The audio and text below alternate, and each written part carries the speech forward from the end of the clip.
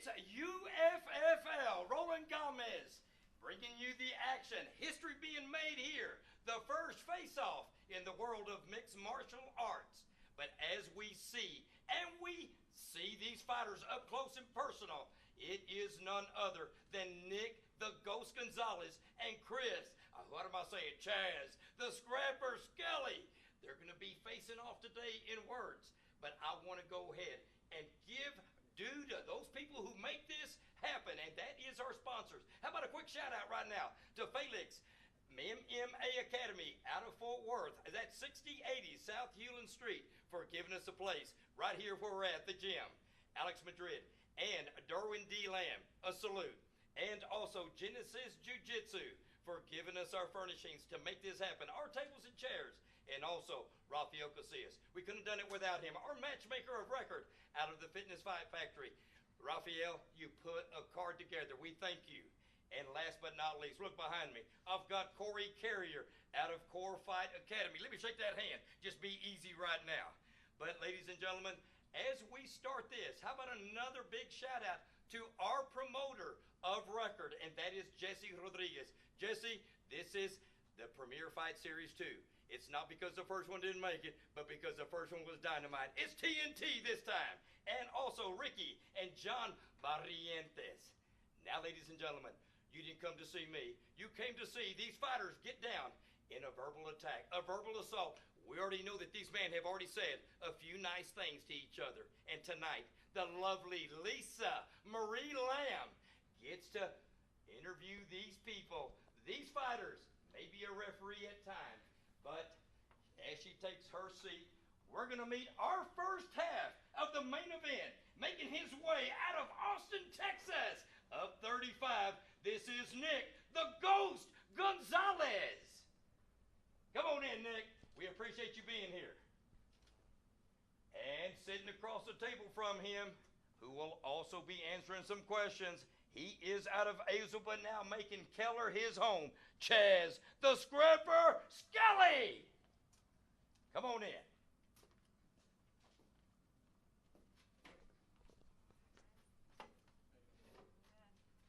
On September 22nd at LaGave Stadium in Fort Worth, Texas, the young and up-and-coming prospect, Chaz Skelly, who's 9-0, will put his undefeated record against a more experienced fighter with over 20 fights.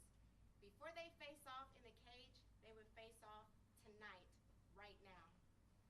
Nick and Chaz, thank you. Can we shake hands before we start? Thank you, you guys. I know you right now you're in the middle of making weight, so you're probably hungry and dehydrated. You guys are making weight on Friday. But thank you for taking the time out. We're making history tonight. This is the very first MMA face-off that we know of other than the boxing world. Nick, we're going to start off with you since you are our guest.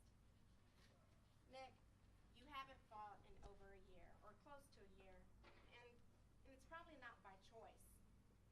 Why did you decide to take on an undefeated fighter, Chaz Skelly, who's 9-0, and in his backyard? Is that a concern for you? Not at all. Been in a situation many times before. Go to somebody's hometown, you hear the boos, you hear the, they're there to support their guy. That's always going to be there. I've even gone to another home country and fought another guy. It's part of the game. It happens. If he was coming to my hometown, I'm pretty sure he'd be just as willing to fight me there. Just happened to be with Premier, invited me to fight, and I was actually sitting on the shelf for a while, just due to a lot of things falling out. And Chaz is the only guy I had, so why not? He's got a lot of attention around him right now, so why not? Chaz, you're taking on someone like Nick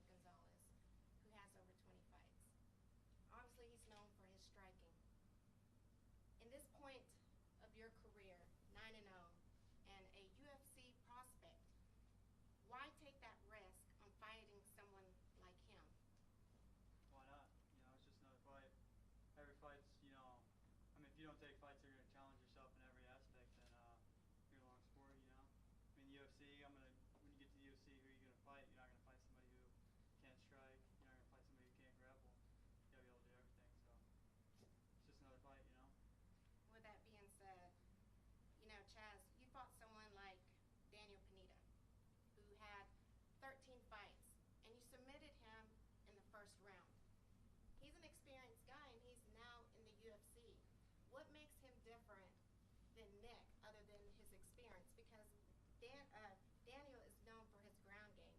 Chaz is known for, I mean, Nick is known for his striking. What's the difference than fighting someone like him versus Daniel?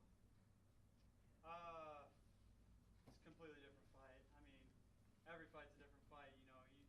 Anytime that you fight somebody, it's not. I mean, I don't ever compare.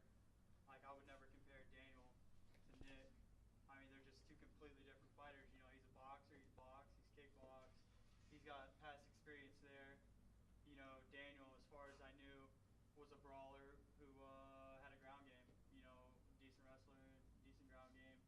So, you got to attack people at their weaknesses. And I feel like, with Daniel, the game plan was I felt like I was a better grappler, like a better wrestler, and I felt like I could stand with him if I had to at any point. Like, I never felt any kind of uncomfortable on my feet. With Nick, as far as I know, his grappling isn't as far advanced, but his striking is better. So you got a game plan. Just whoever it is you're fighting, you can't compare two different people. Nick, what do you say about that? Someone taking on like you, and obviously during some of your interviews, you've said he hasn't really fought anybody, and Daniel Pineda was one of the guys that I thought that he's fought was good. I mean, good enough to make it into the UFC. Right. Daniel, honestly, I think was very credible. I was referring to like his last two fights. I think all the other ones that he had been built up to that point. He beat Daniel, which is a great win for him. Daniel does his thing. Legacy feeds him into the UFC. And that's where he's at now. After he lost to Chaz, I think he just went on a win streak. So that's the game, and I think they're doing that with Chaz right now, building him up, trying to get him in the UFC. So it doesn't really matter that it's Chaz, versus Daniel. It's just a different fight for me at this point. Chaz, everybody knows you as a wrestler. You've been wrestling since you were a little kid. How prepared are you to take it, stand in for someone who's may be able to stuff your takedowns? Because, like people say, you can't take everyone down, you can't knock everyone out, and you can't submit everyone. You have to be well-rounded in the MMA game. So with that being said, what have you done as far as your camp goes to be prepared to keep it standing? I've done the same thing. I've done every time, every camp. I worked extensively on my boxing. In kickboxing, I worked nonstop on it because, obviously when you're stronger at one point, which would be wrestling or jiu-jitsu for me, you got to exploit your own weaknesses. You got to look at yourself and be honest and say, like, where can I get better? Maybe that's the point to where I knew I had to get better. Ever since I've been in this game, I've been working towards getting better at standing up. So I haven't really done anything different, besides watch film, break it down, and see what I thought maybe his tendencies might be, and then try and exploit those if we do end up standing. I think as far as everybody else I've fought, standing up, it's never been an issue if I could or if I couldn't. I know I can. I can. I have good striking. I don't have bad striking at all. It's just why stand and strike with somebody, give them a puncher's chance when you are so much better than them? It's something else. You know what I mean? When I'm so much better than somebody at wrestling, I can take them down at will and submit them in the first, second round. Why not do that? It doesn't make any sense not to, in my opinion. Nick, same question. If you're not going to be able to keep it standing and it goes to the ground, how prepared are you to take the fight to the ground? Because I've known that you've beat some great wrestlers in your time, like Dustin Neese, Jay Estrada. I mean, those guys have some great wrestling background. So how prepared are you if you can't keep it standing? Actually, for this fight, I didn't really do any boxing. I spent most of my time wrestling and grappling just to keep that sharp. I think on a good day, I can catch anybody. I'm so much more. Chad would say, "Oh, I'm way more, ahead of him in wrestling, grappling. I'm light years, with the striking end." So if I parlay and take a step back and focus a lot more on what his strengths are, then I think I feel confident about that because my abilities on my feet are something different that he hasn't seen yet. They're world class, and it's just a different animal he's in front of. And I've seen his puzzle many times with guys that were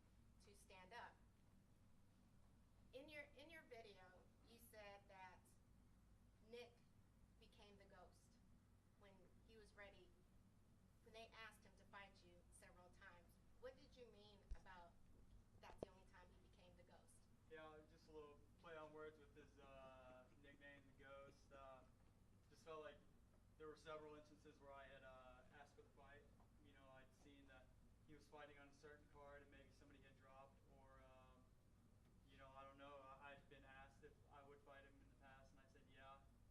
And because when I first started, when I was maybe like 3-4-0 in Texas, he was one of the guys to beat,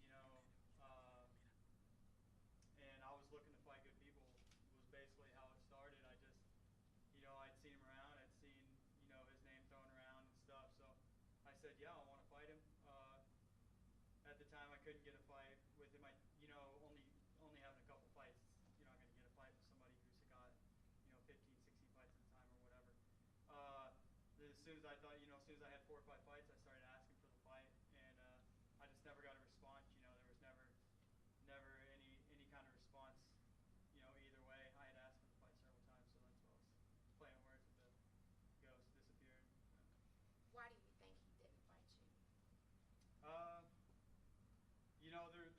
There's several reasons. I think for one would be just stylistically bad matchup, and for two, man, this is Texas.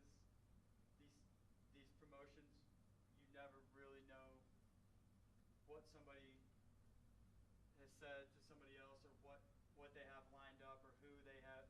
You never know what's going on, man. A lot of these matchmakers and promotions are garbage when it comes to the way that they handle their fighters and the way that they deal with things. So, those are the 2 reasons, I believe. Nick, how do you answer to that when he called you the ghost? That was the only time he I called was you. actually really scared of Chaz. That's why I didn't want to fight him. I was scared of people. No, I told him, or we discussed once before. I was offered him once. Offered, when I say that, they're like, hey, we got to fight for you. This is Chaz Skelly. And it was once in the XKO, and the money was shit, so I turned it down immediately. And there's nothing against him, but if I'm going to come out and put, my health on the line, I think I should be compensated better, and especially at this point. So I just turned that one down flat out due to the money, and nothing had to do with Chaz or anything. I knew at some point I was going to have to fight him, because there's only a handful of guys that will fight me at this point in Texas. And then the premier approached me with it initially. I was like, man, right away, I wanted to actually kind of get a tune-up fight since I had been out such a long time. And then it didn't, go that way, so I was like, fuck it, let's just fight. I can't sit around and play dibs on who gets the next fight, or put me on the next card. Give me a win, give me a guy I can walk through. It's just like you put up and fight, or you sit on the shelf longer and I fight. That's what I like doing. That's what I've been doing. Just this last year, I've been like on a drought. Where a lot of it is just different promotions running around, talking a lot.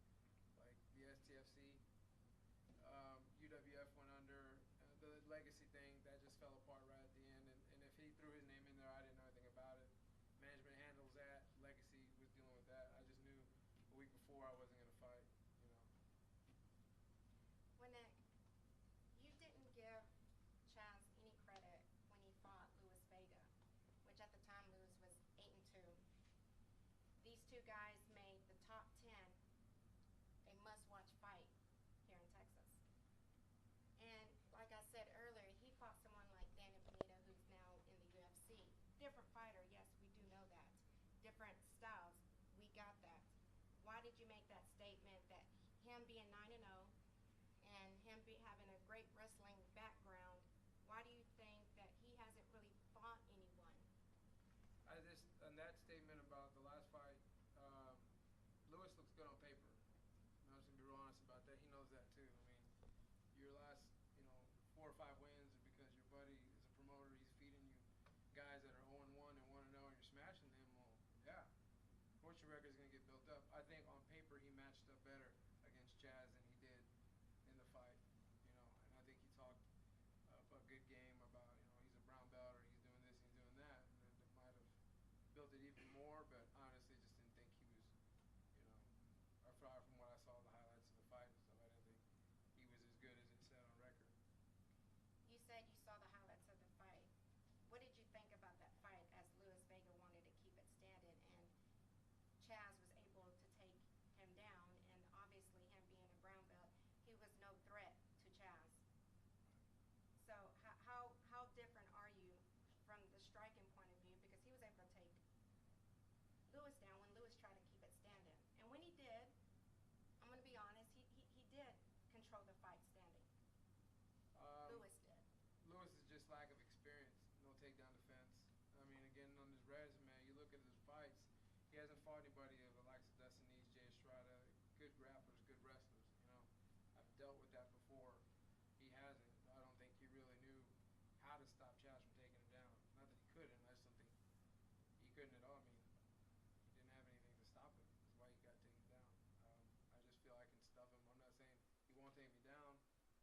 get up, that I can stop him too, and I have the ability to. So. Jazz, what do you think about Nick saying that he doesn't give you any credit for your 9 opponents that you fought? I saw it more as him just calling out Luis Vega. Honestly, when he had said it before, I just thought maybe he was like trying to mix the pot, maybe get a fight in the future. I mean, I don't know.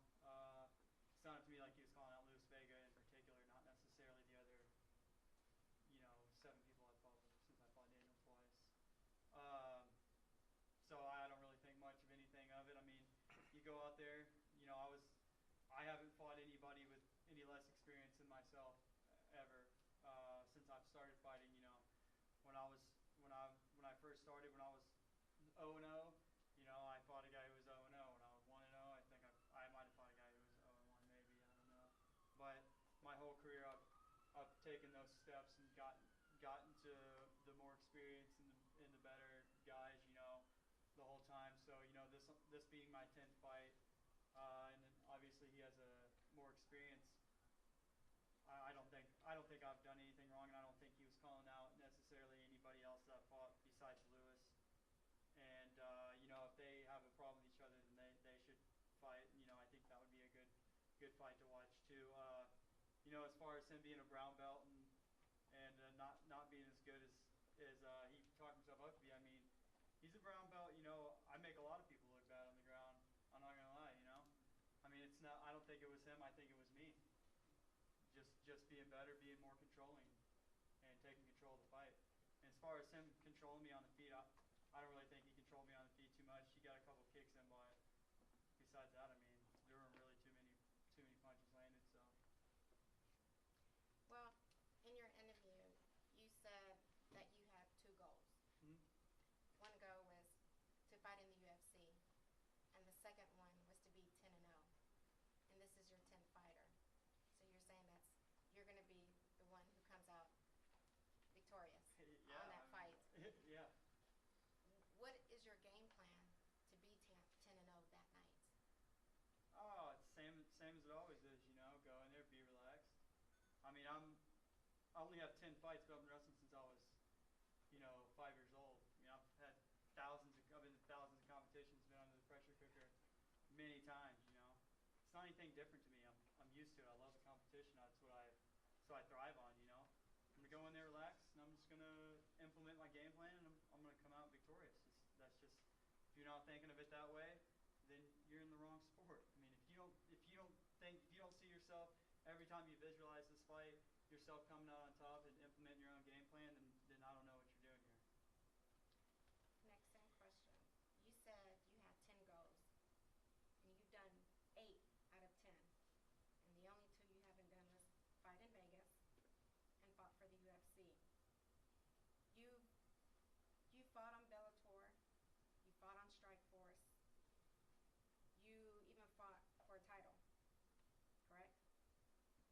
How meaningful is it, out of all of that, to beat someone who's undefeated and is on his way into the UFC? That's the satisfaction more than anything is stopping him, because I've done it before.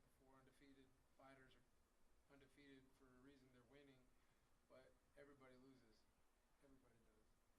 Nobody stays undefeated, and that's just the honest to God truth. That's fighting. I was 3-0 when I was in pro boxing. I thought I would walk on water, and I lost a decision to an amateur, and I was like, that kind of gives you a rude awakening. So being the guy that beats the undefeated fighter is more satisfying to me. An undefeated fighter isn't somebody you should necessarily fear. It's somebody that just hasn't been beaten yet. Chaz, you're taking on Nick, and of course he's a very experienced fighter, and he's beat undefeated fighters and wrestlers. You're going in September 22nd, and you want to come out 10-0, Mm-hmm. and you want to go into the UFC. What do you have after this? I mean, what is your big goal after this fight? I don't have a goal. This is my goal, is win this fight. I mean, why would I look gonna start looking past somebody. That's what's gonna get me beat. That's why I haven't lost yet. I don't look past anybody. You said Nick's felt he's felt defeat, and he's been defeated, obviously. Looking at his record, and you also said that he's even quit in a fight. Why? Why do you think Nick has quit in a fight? He's been submitted. I mean, there's times he's broke. His will's broken at some point. He gets submitted to quit. I mean, when you tap out, that's your way out. You saw a way out and you took it. So. Nick, what do you say to that? Kind of got over that. If you look at the Strikeforce fight, I didn't tap. Went to sleep. Well, guys, as you saw, we have some fan questions for both of you guys, and they're pretty good. So the first fan question is from Derek Johnson, who's from Dallas, Texas. And Nick, this is for you. Derek wants to know, you said in the video you were going to submit Skelly in the second round. How do you plan on doing that when your record shows you've only submitted 3 people? Because I have the ability to, and I think he sleeps on that, and I think his camp sleeps on that. I think everybody does. That you don't have 18 wins and fight quality people and beat people without having the competence to submit somebody. I train jiu-jitsu, I train wrestling. I just don't like to do it in a fight because I'm light years ahead of everybody in striking. Why do I play that game? But because I can, I think he's sleeping on that. I could actually submit him, but I do have the ability to. Chaz, we have a fan question from you, and this is from Isaac Gomez from Waco, Texas. Chaz, people think once you get into the UFC you will not make it because of your lack of striking. What do you say about that? You don't think I'll make it? Okay. You can be an exciting fighter no matter where. I mean, you think I have a lack of striking, but you haven't seen me strike. I haven't struck because I haven't had to strike. Look at my fights. I have 9 fights, 7 finishes, most in the first round. I haven't had to strike, Isaac. I haven't had to. Come on, son. With that being said, Nick, any last words for Chaz? And how do you see this fight ending?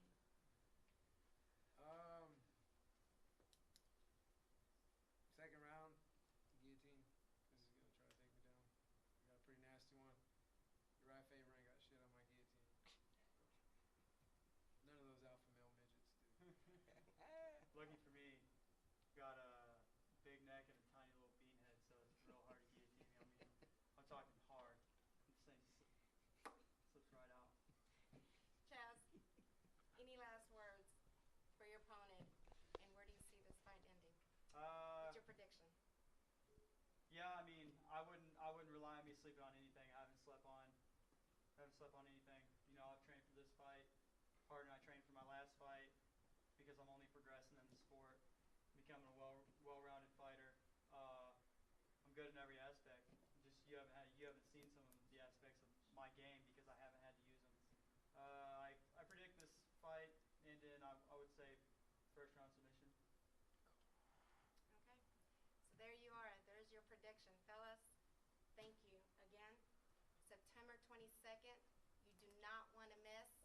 Get your tickets for $20, or you can watch the fight for pay-per-view for $9.99. Fellas, can we get a face-off?